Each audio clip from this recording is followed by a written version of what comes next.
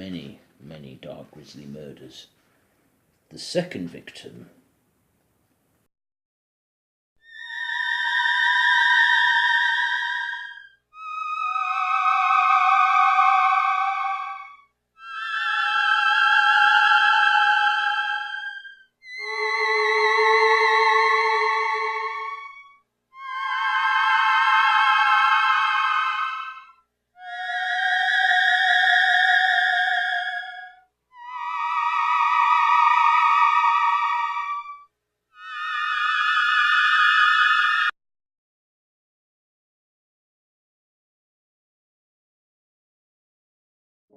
Hello, I'm Dr. Peter Persil, and no, I'm not Clark Kent. Excuse the Superman top. So, this month we are going over the case of the Jack the Ripper murders. Probably one of the most notorious serial killers in history, going on to inspire many modern-day killers such as the Yorkshire Ripper, and films such as From Hell, and television programs such as Ripper Street. Either way, Jack the Ripper has immortalised himself in the dark side of British history. Of course, no one truly knows the true identity of this killer. The name Jack believed to originated from the stories of Spring-Heeled Jack, a troll that could leap a great distance. Either way, that name, Jack the Ripper, put fear into many people over the course of that autumn in 1888. A letter was sent to the police, believed to be false. We don't know. All we know is that letter ended with the immortal words, "Yours sincerely, Jack the Ripper." One of the investigators received a letter, George Lusk. He received what he called the letter from hell, explaining to the man what he did to one of the victims, saying he ate one half of the kidney to the detective, which he did, and that he ate the other half and it was very nice. So, Jack the Ripper, his murders, his identity unknown. Other names he had were the Whitechapel murderer and the leather apron. So let's start. Killing from August 26, 1888 to the 9th of November 1888. The location, Whitechapel, around East London, the East End of London. Let's go through the victims.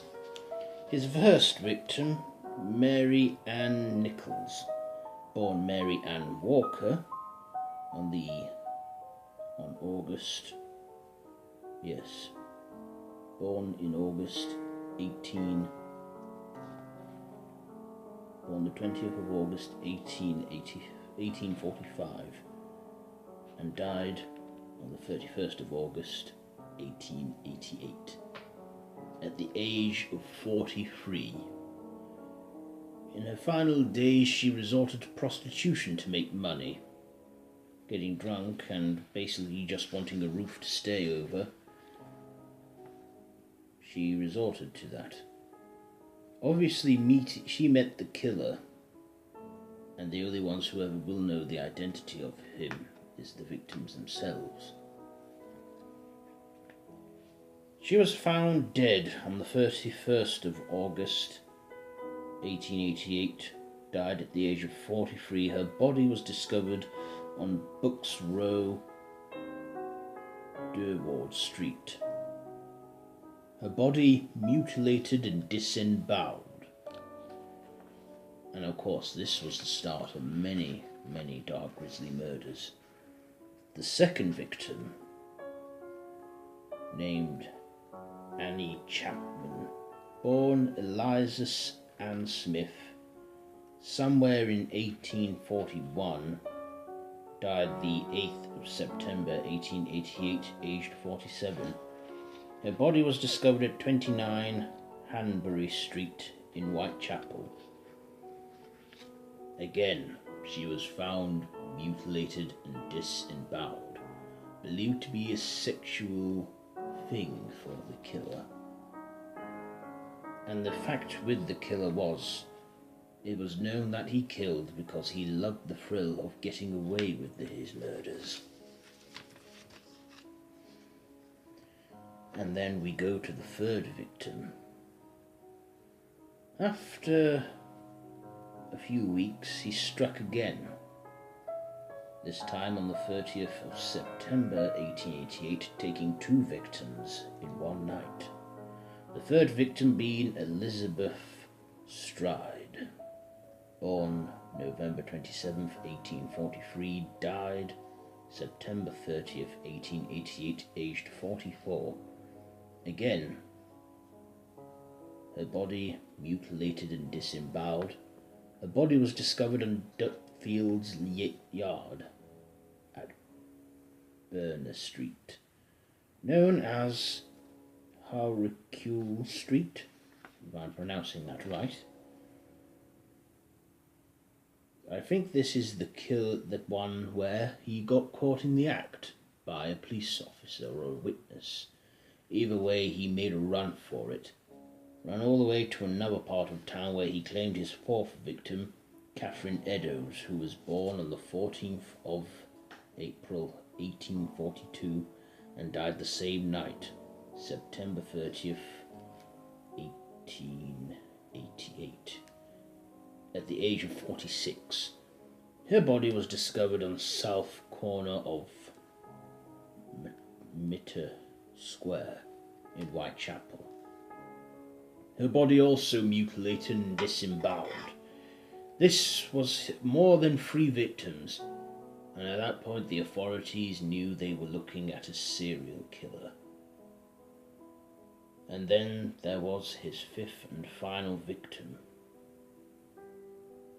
After the 30th of September, he laid low for some time, until that night in the November of 1888, on that 9th day of the month. His last victim, Mary Jane Kelly, born in 1863, her exact date unknown, died on the 9th of November 1888, aged around 25. When the killer was found, when they found her body, her landlord was coming the next morning to collect rent at the address of 13 Miller's Court, Dorset Street in Spitalfield, London, England.